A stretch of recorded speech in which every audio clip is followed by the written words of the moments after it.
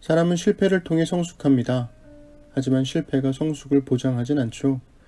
실패하더라도 잘 실패하는 게 중요합니다. 어떻게 하는 게 잘 실패하는 것일까요?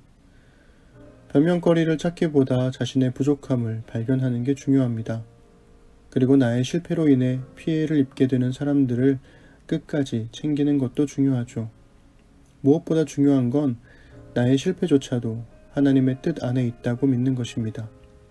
이 말은 두 가지 의미를 담고 있어요.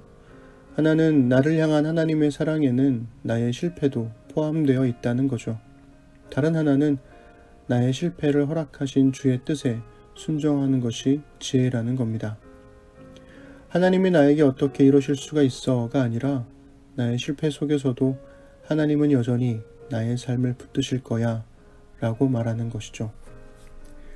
다윗은 가족들을 비롯한 군사들과 함께 예루살렘을 떠납니다. 가뎃 사람 이때로 대표되는 다윗의 용병 부대가 동참했어요. 제사장 사독과 레위인들이 하나님의 언약궤를 가지고 왔고 제사장 아비아달도 함께 동참하려 합니다. 그런데 다윗이 하나님의 언약궤를 다시 예루살렘으로 돌려보내라 합니다. 여기서도 다윗은 어디까지가 신앙이고 어디까지가 전략인지 모를 말과 행동을 합니다. 다윗의 모든 인생에서 이러한 이중성은 반복되죠. 다윗은 일종의 수호신처럼 하나님의 언약궤를 가지고 함께 떠나는 것이 옳지 않다고 믿었습니다. 오히려 하나님께서 자신을 기뻐하시면 하나님의 언약궤가 있는 곳으로, 즉 예루살렘으로 다시 돌려보내시겠지만 싫다고 하신다면 그 또한 하나님의 뜻이니 기꺼이 받아들여야 한다고 말하죠. 이것은 순수한 신앙의 언어입니다. 그런데 다윗은 사독과 아비아달을 예루살렘으로 돌려보내면서 스파이 역할을 해주길 기대해요.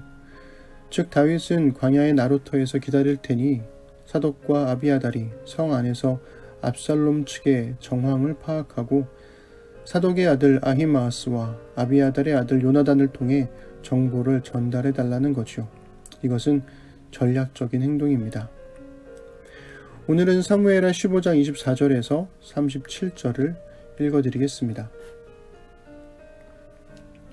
그런데 그곳에는 하나님의 언약궤를 메고 온 모든 레위 사람과 함께 사독도 와 있었다. 그들은 거기에다가 하나님의 궤를 내려놓았다. 아비아달도 따라 올라와서 다윗의 부하가 도성에서 나와서 왕의 앞을 모두 지나갈 때까지 거기에 있었다. 그런 뒤에 왕이 사독에게 말하였다. 하나님의 궤를 다시 도성 안으로 옮기시오. 내가 주님께 은혜를 입으면 주님께서 나를 다시 돌려보내 주셔서 이 궤와 이 궤가 있는 곳을 다시 보게 하실 것이오. 그러나 주님께서 나를 싫다고 하시면 오직 주님께서 바라시는 대로 나에게서 이루어지기를 빌 수밖에 없소. 왕이 또 제사장 사독에게 말하였다. 사독 제사장님께서는 선견자가 아니십니까? 성 안으로 평안히 돌아가시기 바랍니다. 제사장께서는 아비아달 제사장과 함께 두 분의 아들, 곧 제사장님의 아들 아히마아스와 아비아달 제사장의 아들 요나단을 데리고 가십시오. 두 분께서 나에게 소식을 보내올 때까지는 내가 광야의 나루터에서 머물고 있을 터이니 이 점을 명심하십시오. 그리하여 사독은 아비아달과 함께 하나님의 궤를 다시 예루살렘으로 옮겨다 놓고서 그곳에 머물러 있었다. 다윗은 올리브산 언덕으로 올라갔다. 그는 올라가면서 계속하여 울고 머리를 가리고 슬퍼하면서 맨발로 걸어서 갔다.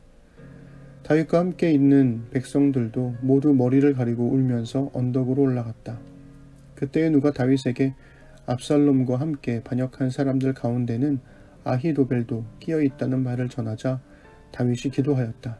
주님, 부디 아히도벨의 계획이 어리석은 것이 되게 하여 주십시오.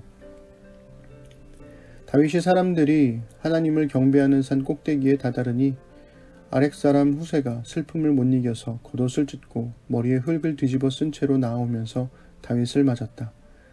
다윗이 그에게 말하였다. 그대가 나와 함께 떠나면 그대는 나에게 짐만 될 것이오. 그러니 그대는 이제 성으로 돌아가서 압살롬을 만나거든 그를 임금님으로 받들고 이제부터는 새 임금의 종이 되겠다고 말하시오. 이제까지는 임금의 아버지를 섬기는 종이었으나 이제부터는 그의 아들 새 임금의 종이 되겠다고 말하시오. 그것이 나를 돕는 길이고 아히도벨의 계획을 실패로 돌아가게 하는 길이요. 그곳에 가면 두 제사장 사독과 아비아달이 그대와 합세할 것이요. 그러므로 그대가 왕궁에서 듣는 말은 무엇이든지 두 제사장 사독과 아비아달에게 전하시오. 그들은 지금 자기들의 아들 둘을 그곳에 데리고 있어. 사독에게는 아히마아스가 있고 아비아달에게는 요나단이 있으니 그대들이 듣는 말은 무엇이든지 그들을 시켜서 나에게 전하여 주시오. 그리하여 다윗의 친구인 후세는 성으로 들어갔다. 같은 시간에 압살롬도 예루살렘에 도착하였다. 아멘. 올리브산은 감람산으로 불리는 산이기도 하죠. 기드론 골짜기를 중심으로 예루살렘 성을 감싸며 예루살렘을 내려다볼 수 있는 산입니다. 다윗과 그리고 함께 길을 떠나는 사람들은 모두 폐잔병처럼 울며 걷고 있어요.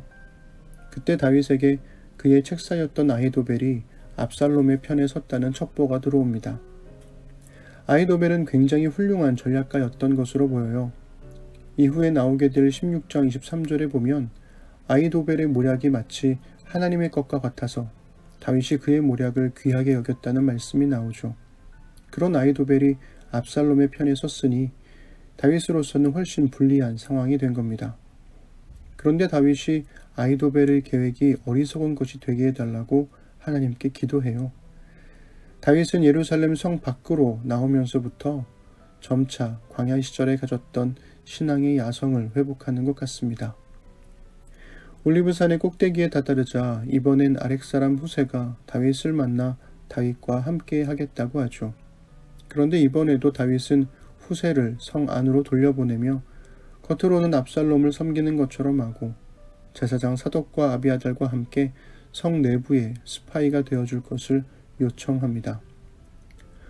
성 밖으로 나온 다윗은 수리아의 아들들을 필두로 하는 군대와 가드사람 이때가 대표하는 용병 부대와는 함께하고 제사장 사독과 아비아달 그리고 또 다른 책사인 아렉사람 후세는 성 안에 스파이로 심어놓습니다. 그리고 후세가 성 안으로 들어갈 때쯤 헤브론에 있던 압살롬도 예루살렘으로 들어오죠. 흥미로운 건 다윗을 거부하는 사람들과 따르는 사람들이 줄줄이 등장한다는 거예요.